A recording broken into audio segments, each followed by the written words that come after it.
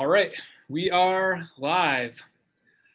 Welcome to everybody to episode 1 of Catamount Trail Chatter. This is a new series where we sit down with personalities from the Vermont backcountry community and learn more about them and what they've got going on. I'm Greg Mano from the Catamount Trail Association, and if you've been following along with any of our backcountry show and tell series, you might recognize our two guests tonight, Mitch Rovito and Karam. They've sat down with us a number of times this season already to discuss various topics related to splitboarding and backcountry skiing in Vermont and staying safe. But tonight we're going to turn things around and learn a little bit more about them and their new venture, splitboardVT.com. So why don't we just jump right in and learn a little bit about who you guys are. Mitch and Al, do you mind? Where did you guys grow up? Let's tell us about where are you from? Well, we're both upstate New York natives. We actually met as first-year snowboard instructors at Gore Mountain in the Adirondacks. Met on the first day of training, rode together for most of that year, learning how to teach snowboarding. And then the following season, we ended up doing our Aussie Level 1 certification together in Vermont and have been buddies ever since. So how long ago was that first meeting? Was it a decade ago? Pretty close. Yeah, 2010, I think. What's your Google Calendar say, Mitch? Yeah, I'm notorious for keeping my daily homework of logging all the things that I do each day. So yeah, I want to say it's 2010 or 2011. Nice. Yeah. Awesome. And so how did you guys get into, how did you get, before that, it sounded like at that point in time, you guys were already snowboarders.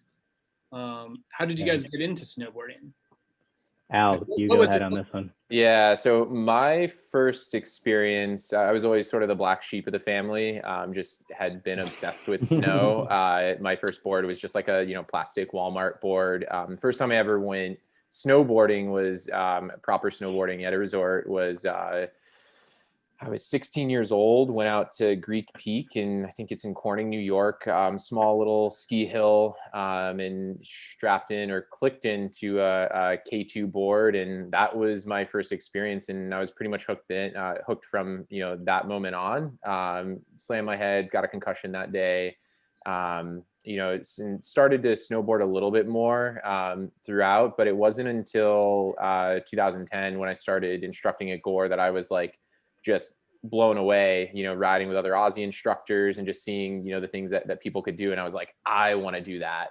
And so, just kind of took off from there. Nice.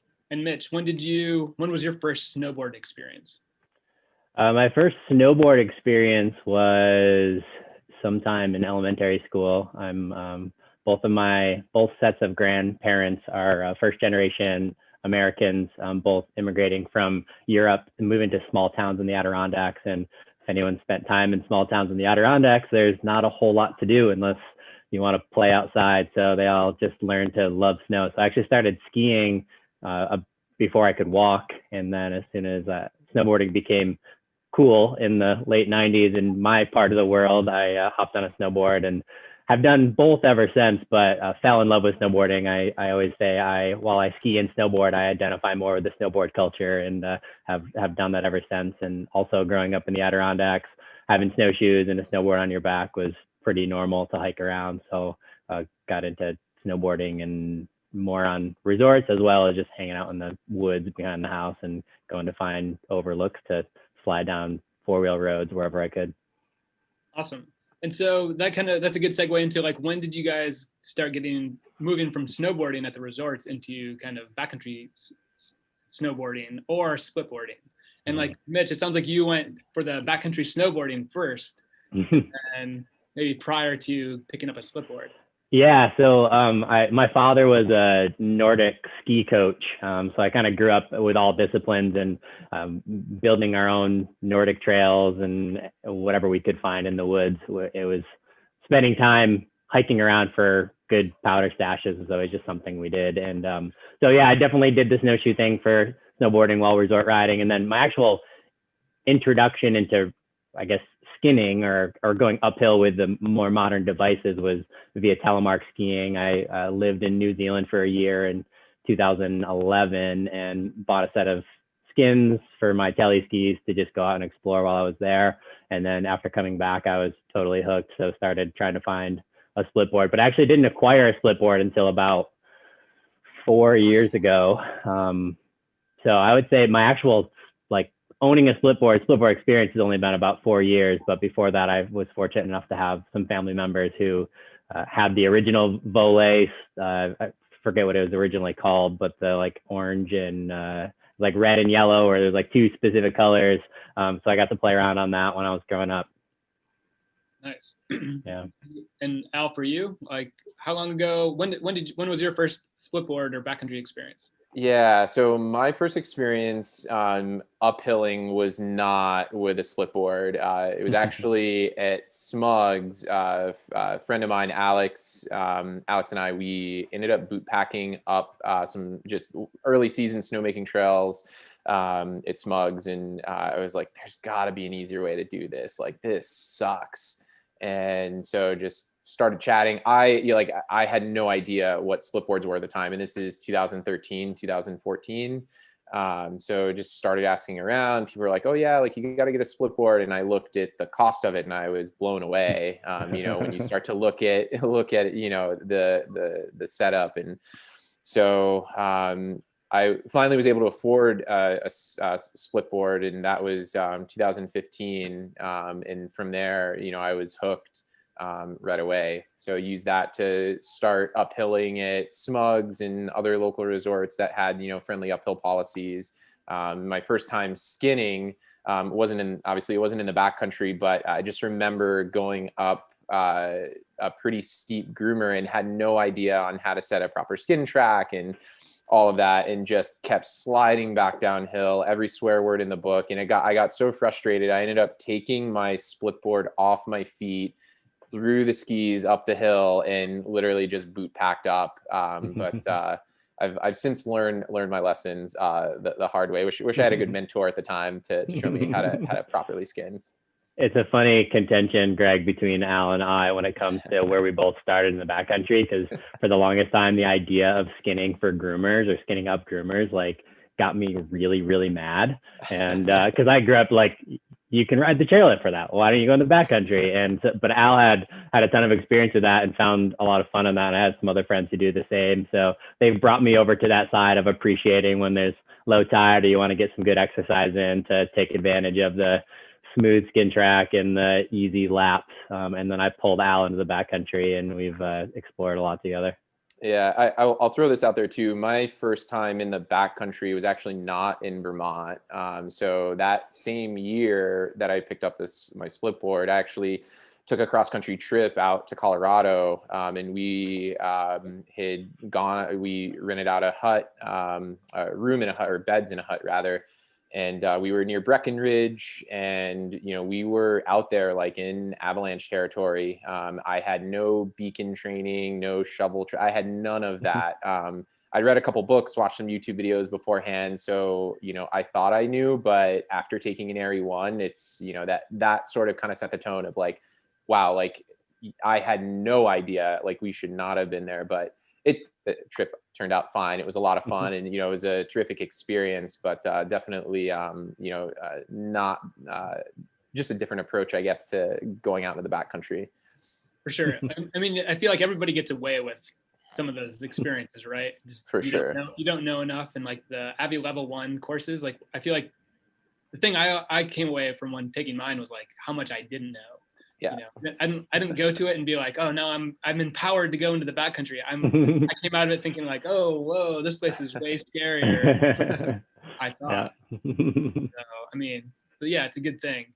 So along those lines, did you guys, when you guys were first getting into the backcountry, and what were some of the? Are there any standout mistakes or errors or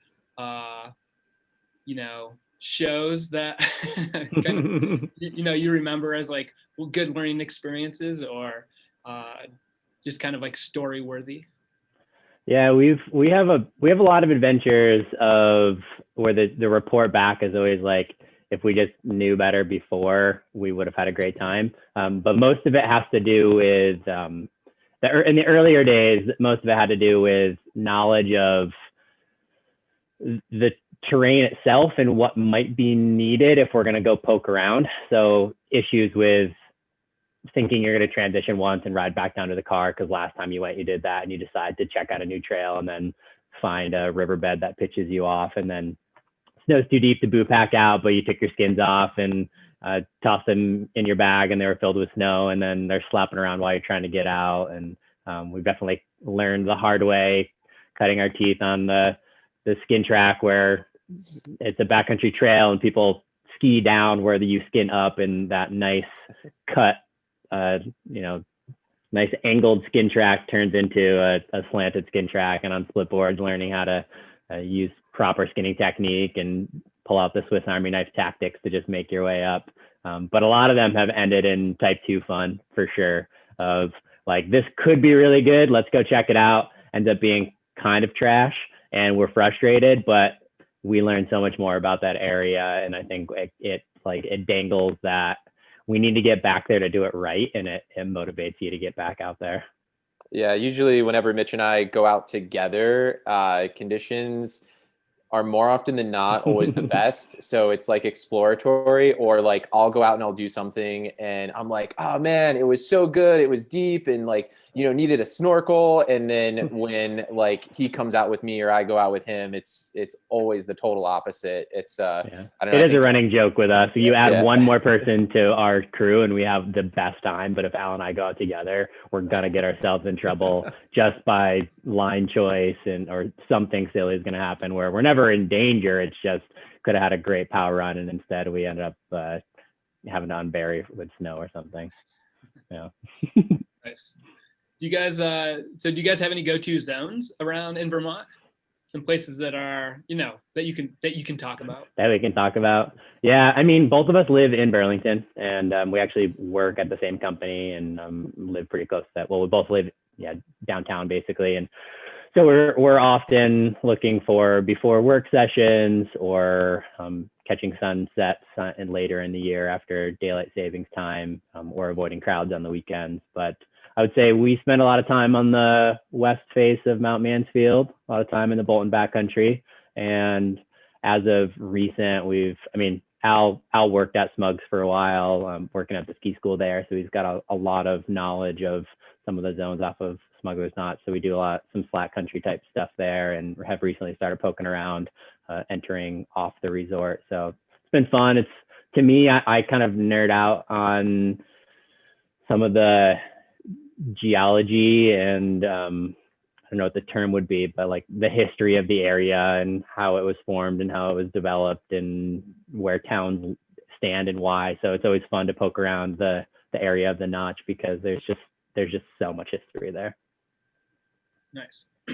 And so so it sounds like you guys are getting out quite a bit. How often do you guys ride lifts as compared to how much time are you spending earning your own turns? These days, it's, at least for me, it's probably about 50-50. Last year, 40, 50 days on snow, and I'd say over half were on my Splitboard. Just finding a little more pleasure, kind of slowing it down a bit. Just being, I heard this term, I can't coin it, but just being forest tourists and getting to explore and, just enjoy being, I guess, kind of by ourselves or,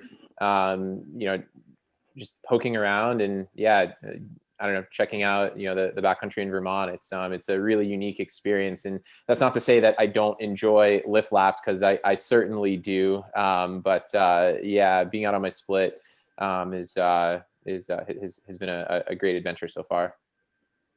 Well, it's just a different, at least skiing wise, it's just a different experience, right? Like you go, like in some ways they're not that comparable. Like, yes, you're sliding down on snow, but the way you're interacting with the environment is totally different. And so, totally. Anyway. Yeah. So what would you guys say about backcountry touring that like keeps you coming back or like, motivates you to spend half of your days pursuing it? I never have a bad day when I'm touring. I talk about this a lot with some of my some of my friends that I do ministry with is like, there's something soulful that kind of like,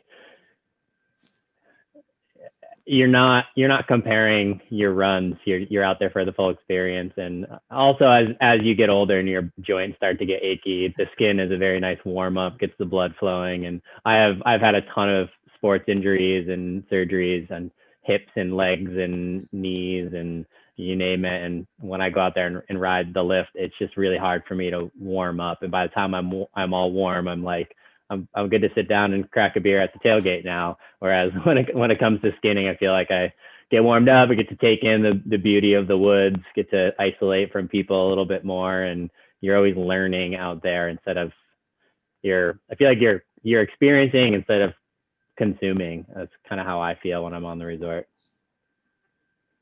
Al, anything to add?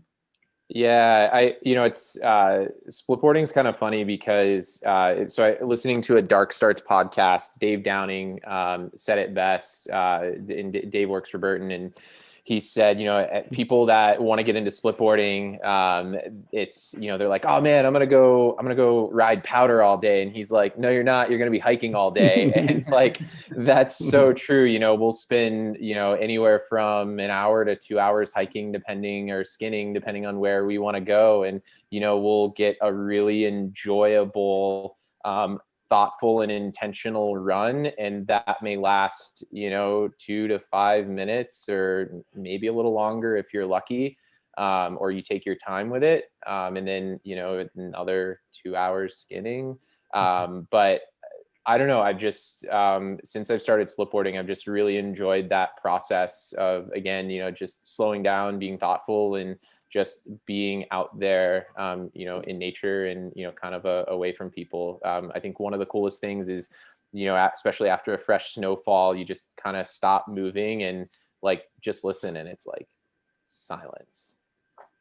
Yeah, there's something about that's like evolved over the years of touring for me. That's, I don't know, I feel like it's taken it into a totally different realm. Like you said, Greg, like you can't really compare touring with resort riding. And when I first started touring, it was very much about, I'm going to go try to find the good snow, because it disappears on the resort. And now it's really turned into, there are some times where I have no interest in finding the downhill. I'm out there for the up, and my personality really appreciates one-on-one or small group time where we can really have thorough conversations. And there's something about the skin track that just opens up dialogue, and we talk about the weirdest stuff.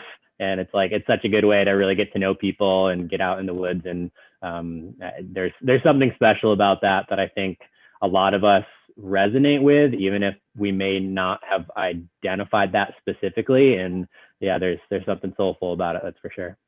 For sure.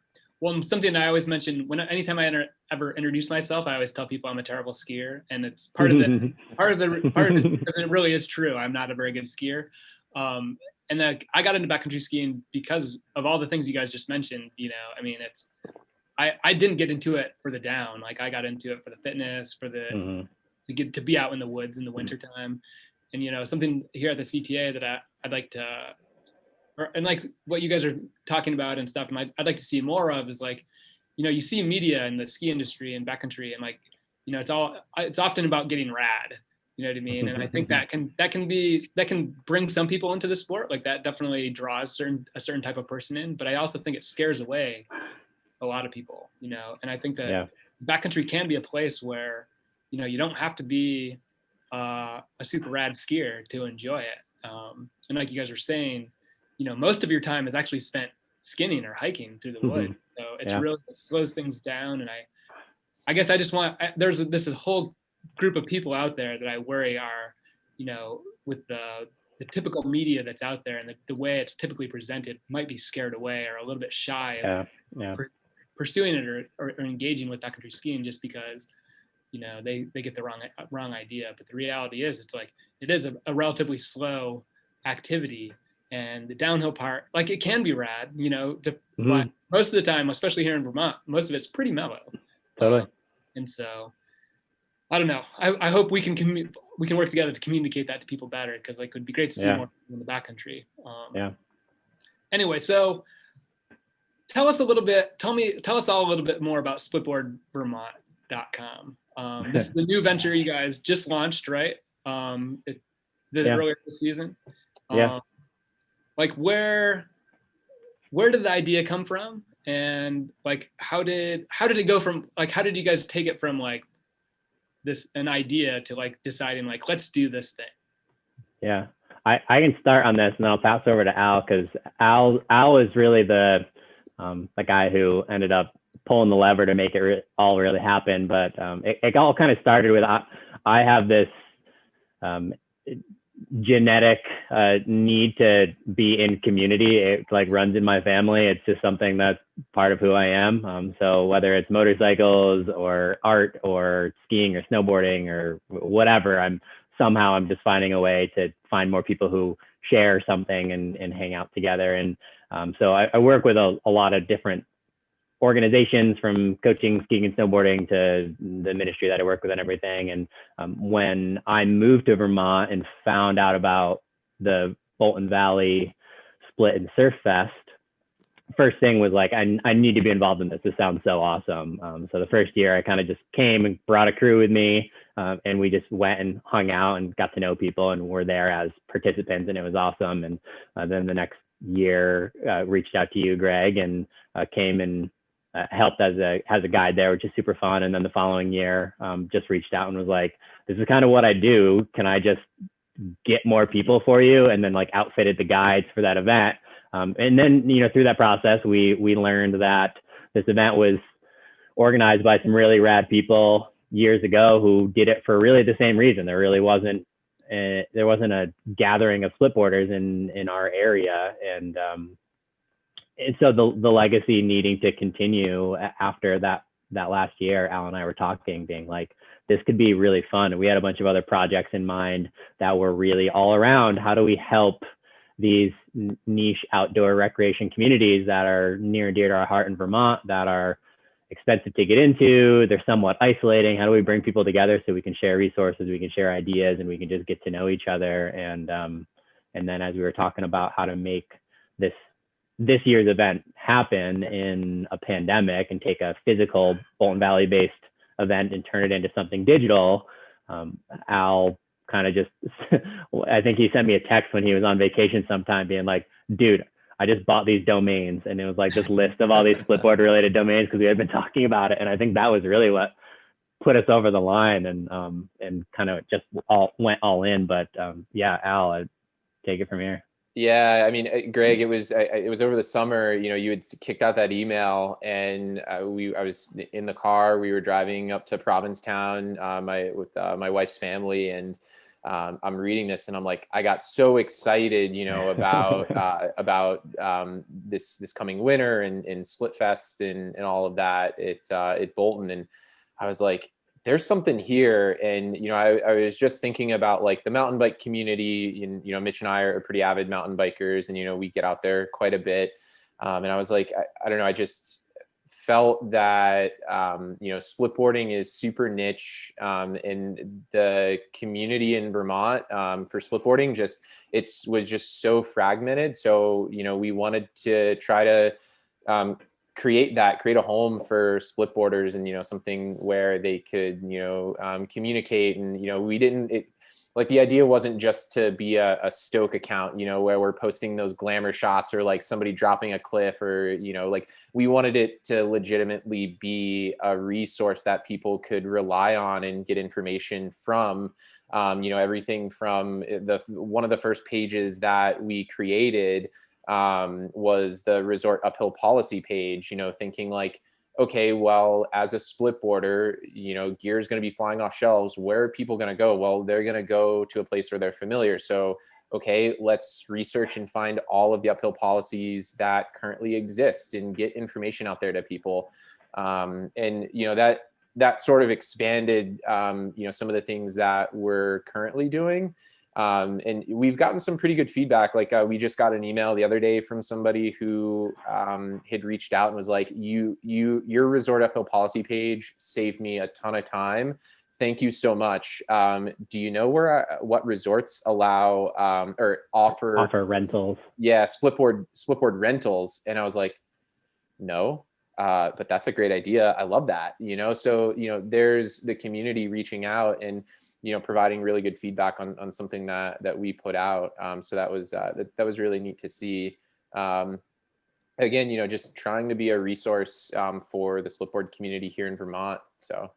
Yeah, a lot of it came from that, the continuation of that idea that, gear is going to be flying off the walls, the pandemic, this is one way to get outdoors, and it's been a growing sport exponentially as gear becomes more refined and more readily accessible, and price points drop and used gear shows up.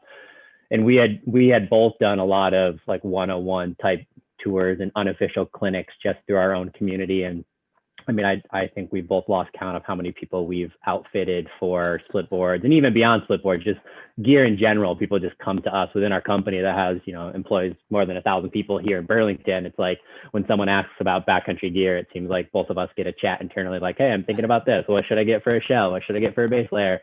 And we love that. And we've done so much of that. Our thought this year is like, there are so many people out there who don't have gear mentors or gear resources, and often it takes so much time to really tap into our culture. There's definitely a bit of a barrier to entry because so much of it is around exploration, and like, you go out and you figure out where you're going. Nobody's going to reveal their stashes. Nobody's going to give up their information that is hard earned. And I don't discredit all of that. I think a lot of that has a ton of merit and has a lot to do with the journey of kind of revealing things as you go and learning from mistakes and continuing to take risks. But there's also a huge,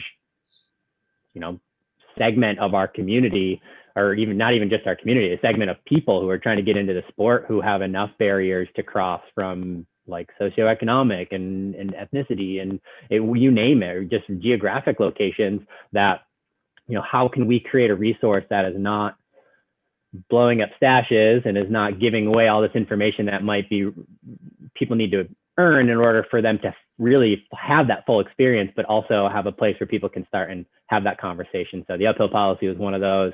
We have a page that's like, when is it okay to go into the backcountry? There's a lot of people who are used to resort riding and maybe riding off the side of out of bounds at a resort that they've seen tracked out before, but there's this like concern for our fellow splitboarders out there that might be taking bigger risks because they see tracks and they're used to just following tracks, and that's never a good idea, even more so when you're in the backcountry. But it's such a sensitive subject, and it's something we're learning so much. I mean, we like went to a resort. We went and did an uphill day at Middlebury Snow Bowl, and it was awesome. We got a ton of great feedback from their team, their GM and snowmaking team and ski patrol, and it was really awesome. And they were stoked to help us share more about their uphill policy and welcome them into an event we're doing soon. But we got some strong comments about blowing up a local stash, which is some locals who love riding at Middlebury Snow Bowl. And we get that. Like, that's your local place and you don't want it blowing up, but also,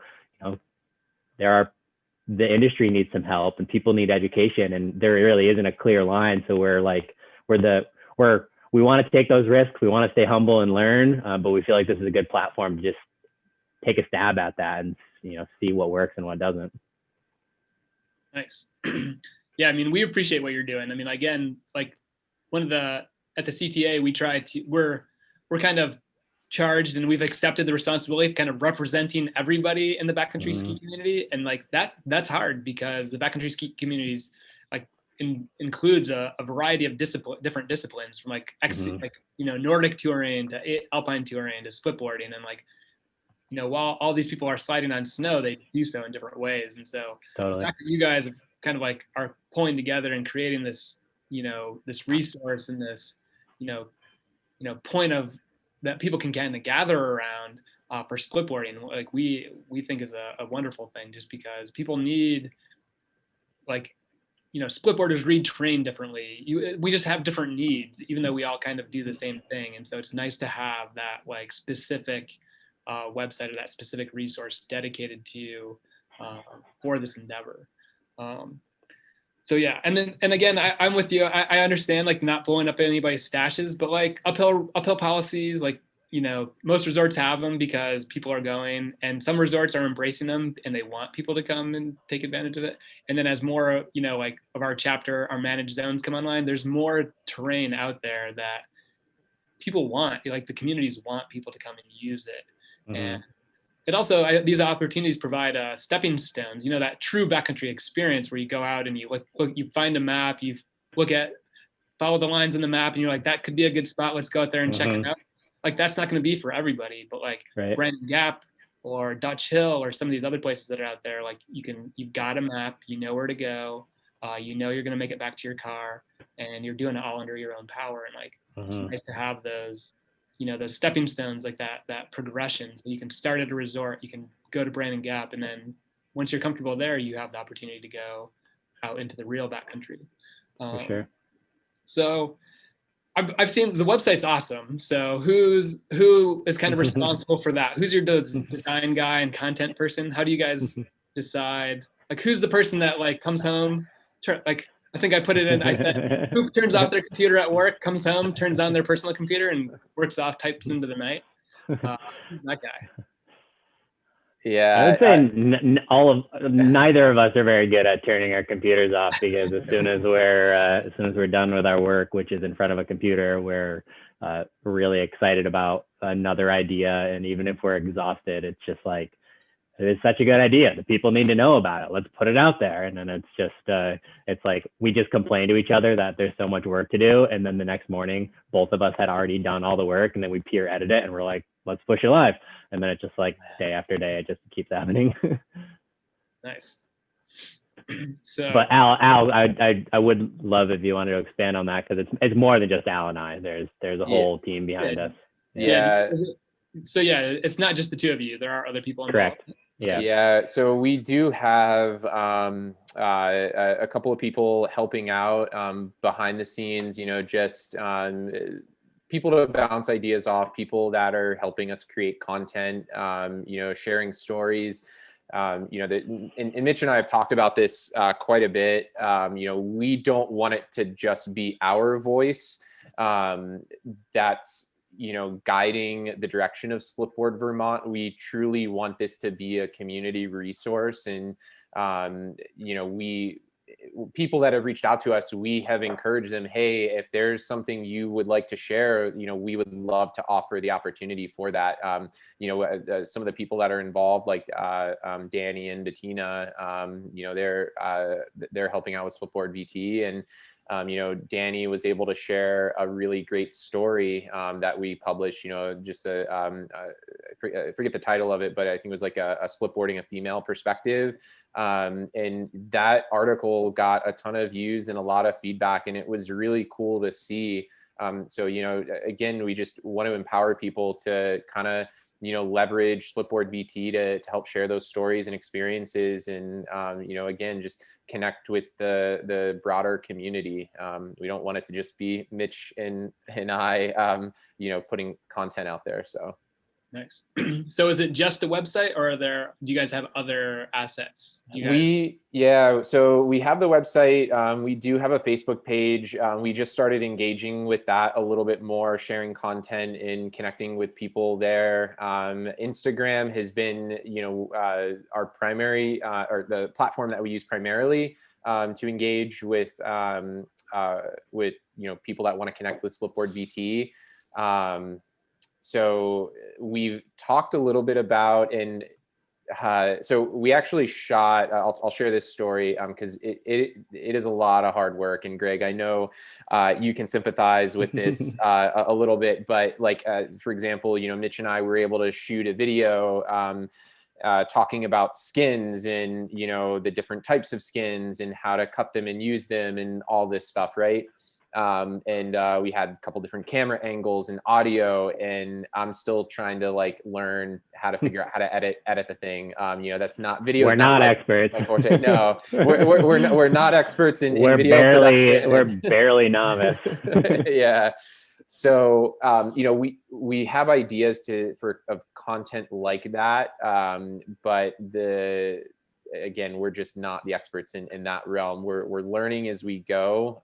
So for anybody watching, we do appreciate your patience on all that stuff, but we're trying with enthusiasm. I think that's all that we can commit to.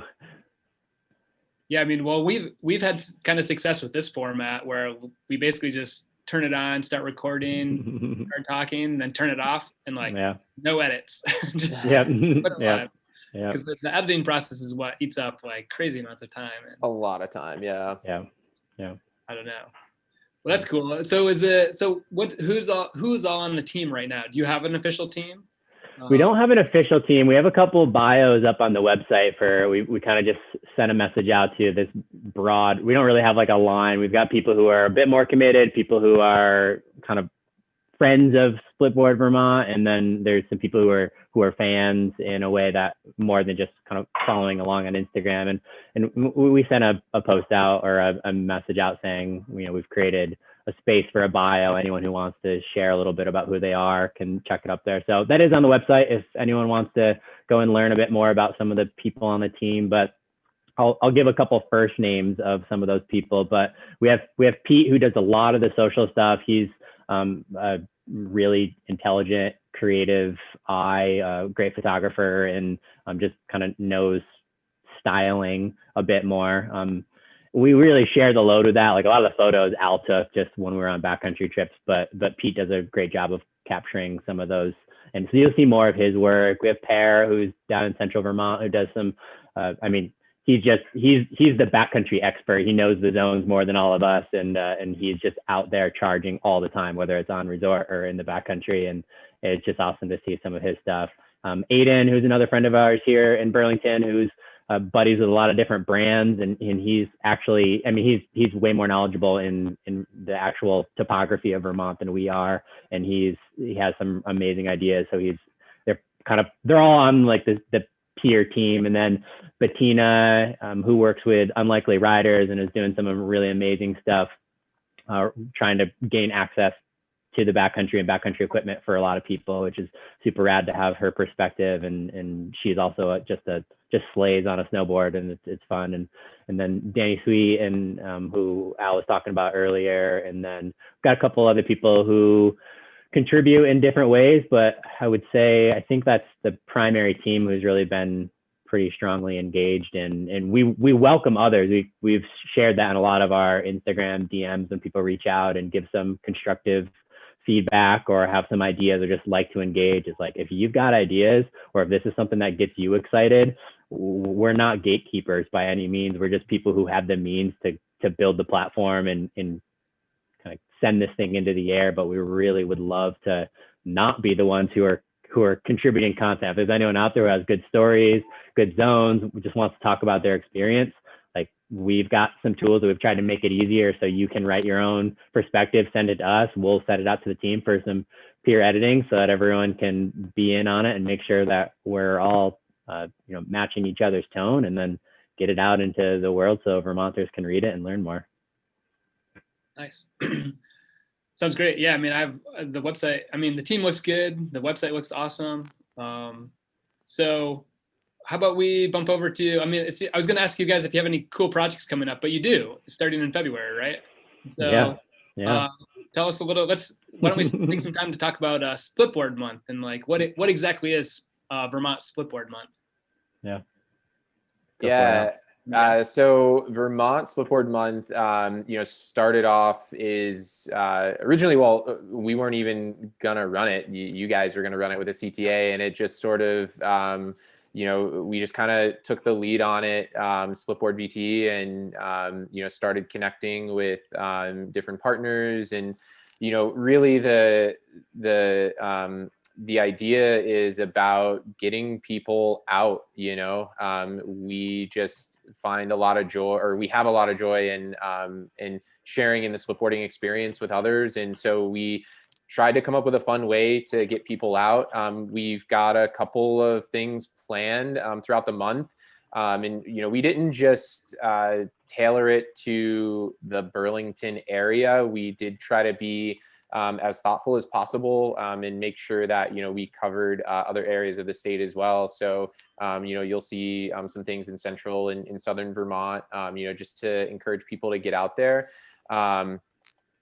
We're gonna run a Instagram media contest. We've got a backcountry exploration challenge that we're gonna run, and then we also have a raffle that we've got set up as well. And then some of those donations are going to go back to you guys over at the Catamount Trail Association. So with that, we do have, to encourage people to get out.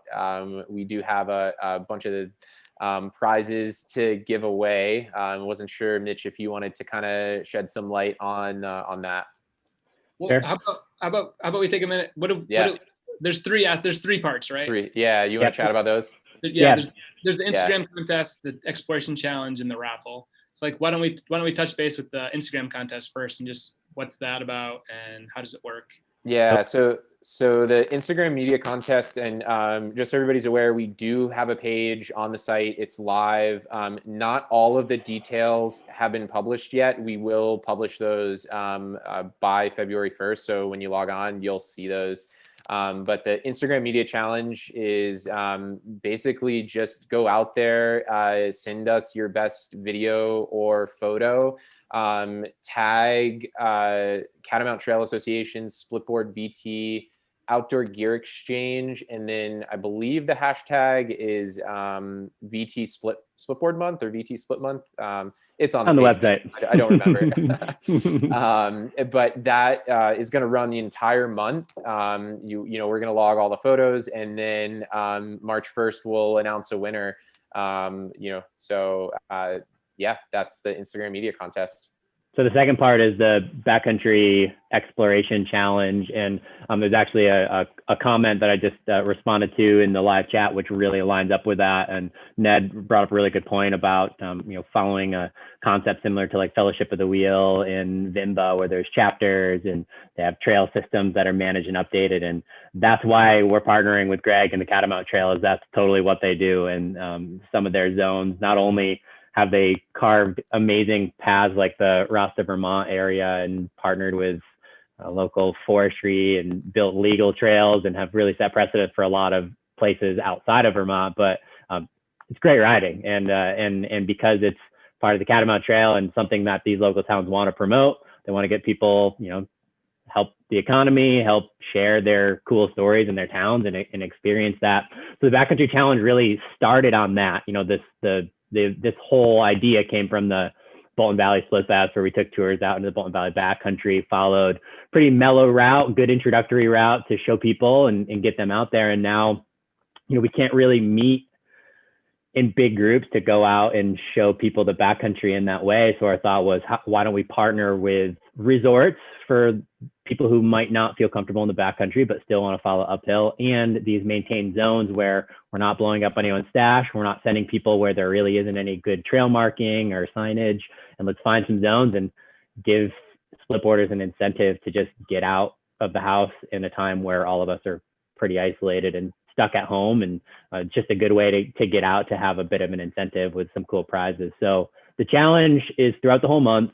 There's 4 different zones, or 4 different sessions, I guess you could say. Each of them has what we started off saying, a good snow and a weak snow zone, where it'd be a mostly resort if the backcountry wasn't safe to ride in. But thank Uller that we got all this great snow last weekend. So now we're gonna have kind of a option 1 and option 2, so that the resorts are still included. So it really is segmented as northern-ish Vermont, central Vermont, central southern Vermont, and southern Vermont. And the idea is that each week we'll feature one of those regions, and it'll be a week that we'll share some resources on where to go, share maps and details. A lot of it is either based on that resort itself or that zone itself. So Bolton Valley Backcountry, Brandon Gap, Dutch Hill, Ascutney Outdoors, there's some of them. And then some are the resorts, Bolton Valley Resort and Middlebury Snow Bowl and Pico Resort, that have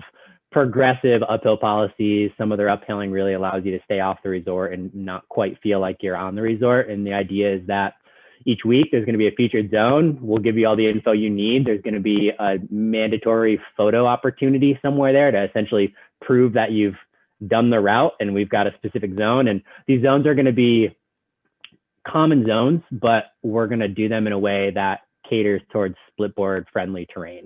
We're going to avoid the long flat runouts. Some of them we're going to mischievously make sure there's some good split skiing in there and make everyone have a good time and find the powder stashes intentionally or unintentionally. But we'll be sending people out and give you a reason to go out there. And then you'll submit all that information through a really short, easy form on the website. And then each week we'll be drawing someone from the completed submissions, and then there'll be a prize pack each week. And then, yeah, I mean, that kind of covers it. There's going to be some more details. It's a lot of moving pieces in order to keep everyone safe with COVID travel guidelines and everything, where we're trying not to have everyone rush there and meet on a Saturday where the parking lot's going to be full. Like, we really want to spread it out so everyone can do it at their own leisure, whatever they're comfortable with, and get out there. But again, the website will have all that information and it'll be listed out for each week. So if you're listening and you want to participate and this is something that sounds fun to you, start blocking off each weekend in February as much as you can and dedicate some time to safely traveling to your zones. You know, there's definitely going to probably be some changes to travel restrictions that we'll want to pay attention to, especially if you live in the Northeast Kingdom and you're trying to do the Southern Vermont one down at Dutch Hill. That's a pretty long day of driving, even though we're within the state. You know, we want everyone to be smart, and we can't really police that, nor should we, but we do want to make sure that we're advocating appropriately for everyone being smart, safe, and respectful, even if you don't feel like you have to. We're part of being backcountry skiers is caring for each other and caring for the land. Nice. Yeah. Awesome. So yeah, so Instagram contest, exploration challenge, and then the third item is the raffle, and that will be happening at the end of the month. Yeah, and so the raffle and the backcountry exploration challenge. So the raffle you can enter at any point throughout the month of February, and if you complete one of the challenges, and we verify that, you know, with the photo submission through the site, then you also get raffle entries that way. So, you know, you've got potential to win some stuff, you know, by completing one of the challenges, as well as entry into the raffle. So if you didn't want to pay to enter the raffle, or, you know, the thought was, okay, you know, maybe somebody can't go out for whatever reason, but they, you know, want to throw some money to a good cause and potentially win a prize, you know, there's a way that they can do that as well. So. Yeah, and the raffle really it's a donation with benefits. To clarify, you know, like, we've got prizes that are donated by awesome brands who not only support the venture of a Splitboard community gathering, socially distanced digital event, however you want to label that, but also they support the Catamount Trail, and they support trail stewardship, and they support these resorts that are working really hard to keep people uphilling. So, you know, that's something we don't want to be missed by the fun of seeing some cool prizes up for grabs. Is like, we really believe in trail stewardship and continuing to create zones that we can go to safely, that are marked well, that bridge us between the resort uphilling and true backcountry, so we can all cut our teeth and get a bit more comfortable in those areas. So, you know, we're supporting Catamount Trail, and by doing so, you're getting a raffle ticket to potentially win some cool stuff. Nice. Thank you. So I have a quick question. We discussed this previously, but do you guys have any plans to move forward with like sharing like Splitboard friendly routes at established public zones? Yeah, that's something Mitch and I have been talking about quite a bit. You know, we fully understand and respect, you know, the backcountry culture. You know, it's something we're still actively talking about. You know, even in some of the published materials out there, you know, there's no routes per se, but there's, hey, like, here's the zone, we're going to talk about it. Here's some points along the way, but it's not like, hey, this is the route that you follow. Again, that's something we're still kind of discussing. I don't know if you wanted to kind of expand on that a little bit, Mitch. Yeah, I mean, I love that question. And we were talking about this. We did a SplitboardVT sort of like team backcountry skin through the most mellow line in the Bolton backcountry a couple weekends ago before we got all the snow. And we all pulled our chairs up after in the parking lot, parked way away from all the crowds. Everyone set their chair up, 6 feet or more apart. And we're just hanging out. And we hung out in the parking lot for, almost 2 hours, just talking about ideas, and it was super fun. And one thing we kept coming back to is like, where is the line? And where's the line between revealing zones, and where's on the other side of that is education and empowerment and keeping people safe and this ramp up. And a lot of us landed on this line of, well, we don't feel like we're entitled to blow up those zones. We do feel like it's okay, especially this year, for us to bend our ideal in order to help each other out to stay safe through education. And I look forward to the days where we can meet in person again, so we can say, hey, let's all just meet up at the trailhead and we'll go explore this together, or we'll reveal it to you as your backcountry mentors, show you the route, and then you can come back with a little bit of experience and refine your own skills there. And I mean, I see some people in the chat on live who I've taken into some zones in the backcountry that I would get slapped for showing them around with. And now, those are some favorite zones, and that's how you do it. You get connected with the community, you have conversation, you learn about the area, and then you respect it. So I hope that conversation never stops. I think that's what I'm getting at, is like, if we don't keep asking that, we're doing ourselves and our woods a disfavor. For sure. Love that. So, all right, let's see.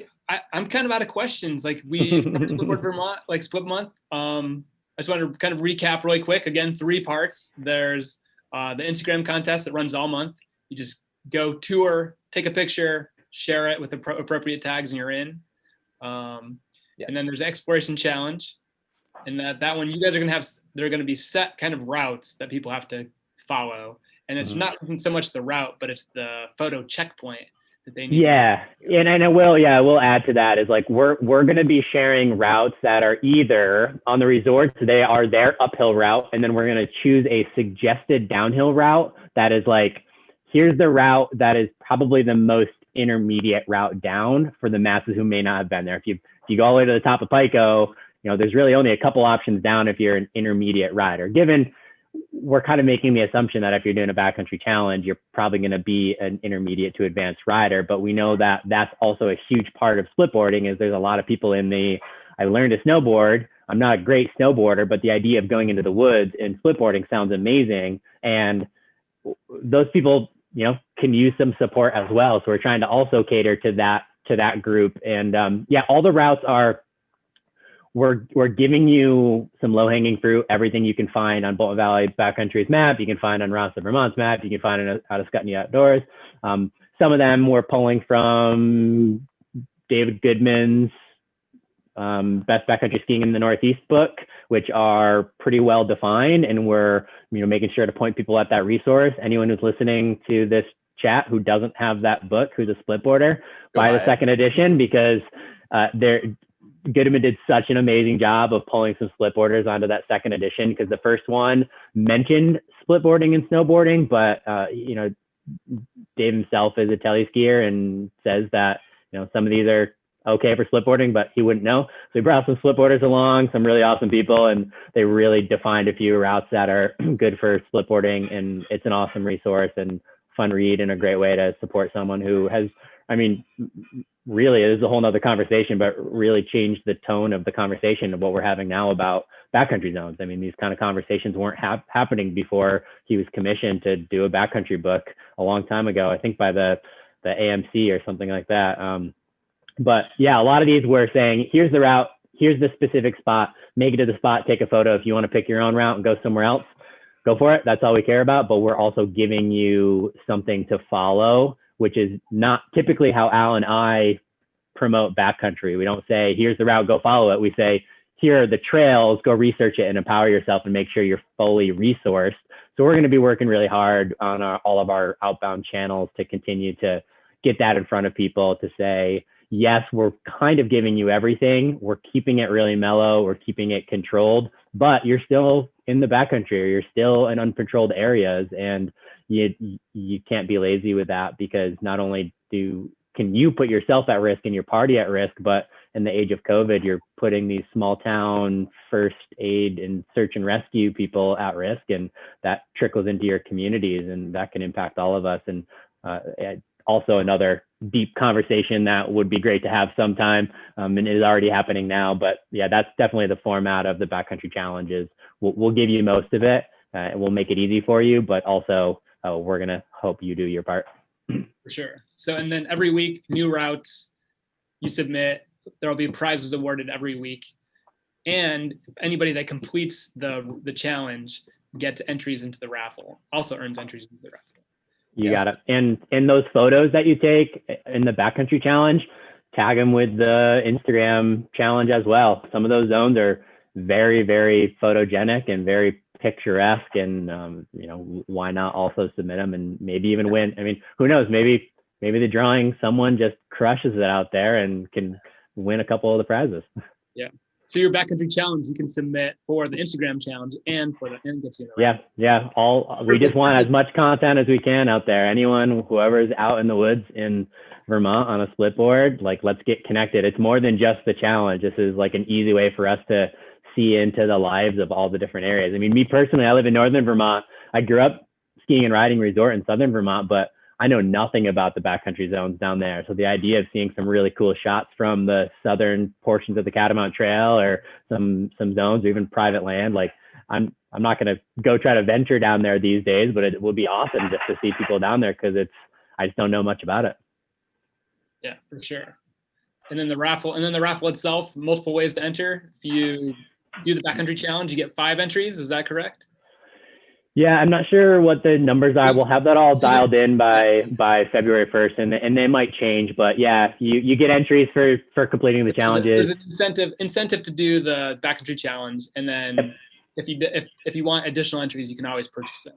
Yep, and the additional entries for the people out there who want to participate and also feel strongly about supporting the Catamount Trail and some of those zones, entries are bonus. You can donate however much you want, and we'll throw entries your way. One thing we talked about was at the Bolton Valley Split and Surf Fest, there were people who came every single year, and they're like, I'm going to spend $150 on raffle tickets because there's not a lot of people here, and there's a Splitboard up for grabs, or there's a touring pack up for grabs, and it doesn't cost that much money. So it's going to a good cause, and some people might only do one Backcountry Challenge or buy a set of 5 raffle tickets. And if you donate $100 to Catamount Trail, chances are statistically, you're going to be probably walking away with prizes. Well, if I remember correctly, most years, a couple of those guys end up pretty embarrassed because they keep. Yeah, because they won everything. They ended up giving things away. So yeah, it does play the odds, Yeah, for sure. Cool. So yeah, I think that's about all I got. Do you guys want to add anything else before we kind of sign off here? Yeah. I'd love to add just another call to everyone who's maybe listening, or anyone who's listening who might not be a Splitboarder but have some Splitboard friends, is like, tag them in, get them connected with us. Like, we want to meet people, and like Al and I were talking about this before we even hopped on today as we were making our own backcountry plans for this weekend, is saying, like, we're not the experts in Splitboarding. We're not the experts in Vermont. We never will claim that, but we want to hang out with the experts, and we want to learn from the experts. So the more people we can get connected and engaging with our content and engaging with the people who use our platform to connect, the more we can educate more people, and the more opportunities people have to find mentors to get into backcountry and learn that stuff. And the more we can build each other up, and the more we can help lower barriers for people who need access and help support operations that are making it happen for us. I'm going to go on a really brief 1-minute rant here. Bear with me. This is something I experienced last weekend. I was up at Bolton Valley going uphilling, and it was like the day after the big snowfall, and 3 of their parking lots were completely filled up by uphillers by about 7:30, 8 a.m. and the resort opened at 9. And their parking crew had no idea where to park people. And that's awesome. It's cool to see people getting out, But here's a resort that offers $17 uphill passes versus $70 chairlift tickets, and they're gonna have to turn people around. And as uphillers, sometimes we get a bit entitled to like, well, we should be able to go uphill on the land if we're not paying for lift tickets. But resorts have no motivation to allow us on their hills financially. Like, they're doing it because they're skiers and snowboarders, and they see this and they want that to happen. And so that's something that we're talking a lot about, is like, how do we continue to have that dialogue so that we can kind of bridge the gap in an age where polarization and division seems to be growing more and more. Like, what a better way to hang out. Let's go on the skin track. Let's go park appropriately, and then continue to find ways to keep really nice things that we have in Vermont that a lot of people don't have. So, and rant. That was a good rant. Well, Al, anything to add or no? Yeah, the only other thing I'll add is, we in non-COVID times, we had talked about doing, meetups. Like, we thought it would be cool. Mitch makes a great pot of coffee, for what it's worth. And doing like morning meetups, pre-work skins, dawn patrols, or post-work skins, something like that. Again, just to be intentional about getting out there with other splitboarders, apart from just, our little circle of friends. And, just looking towards like future vision of SplitboardVT.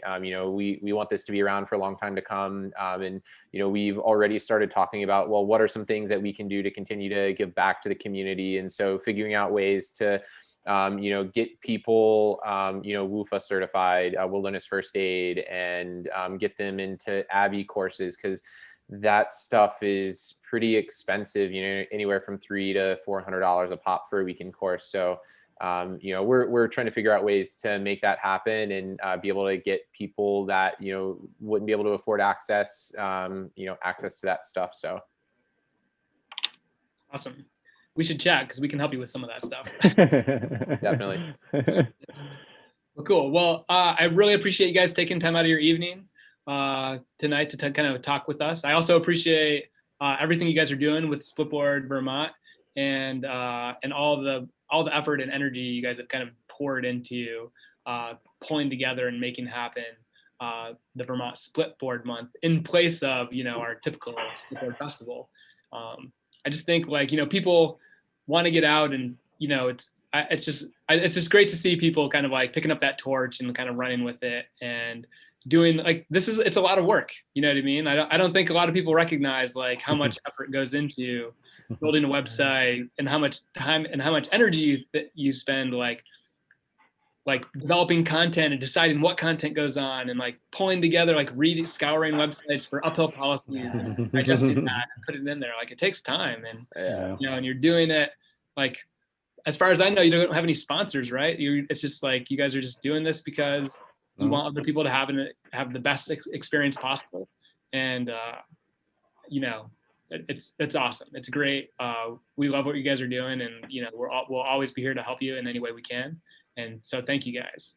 Thanks, Greg. And I just wanted to say thank you and the Catamount Trail Association for all of your support in this. You guys have been a tremendous partner. And I don't think this would be happening the way that it is without you having our backs, and, being a great sounding board, and, just there for us. So this has been huge. We can't thank you enough. Seriously. Cool. Thanks, guys. Well, awesome. The feeling's mutual. Well, I guess with that, we'll sign off. I do want to make a quick plug for the Catamount Trail Association. This series is hosted by the Catamount Trail Association, so I encourage you to go check us out at catamounttrail.org.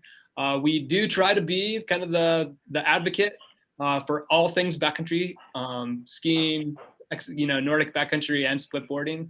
However, it's great to have people like Mitch and Al here, kind of like really kind of dial in and dive deep into kind of certain aspects of that, places that we can't do as good of a job, providing information for. So thank you guys, and enjoy. Hopefully you guys have good plans this weekend, and hopefully the snow holds up. Take care.